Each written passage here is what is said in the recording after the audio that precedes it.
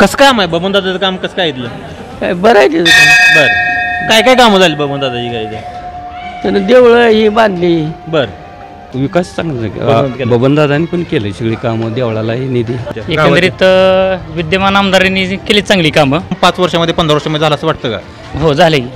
दादांनी निधी भरपूर दिलेला आहे.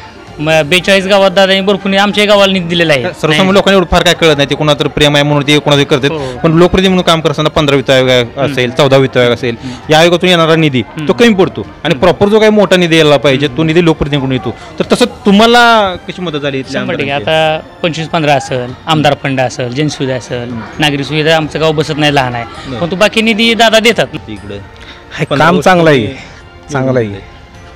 आता 6 टर्म झालेत बबन दादा. 3 टर्म तिकडे झाले प्रॉपर 3 इकडे. पुनर्रचनेमध्ये इकडे आलं ते झाले चांगले झालेत. बरोबर विकास कामं झाली बऱ्यापैकी सगळं व्यवस्थित आहे. विकास भरपूर झाला. म्हणजे आमदारकीच्या माध्यमातून आमदारकी माध्यम सगळं कोणतं आमदार म्हणजे बबनराव शिंदे. कसं आहे का बबन दादा? काम चांगलं आहे त्यांचं.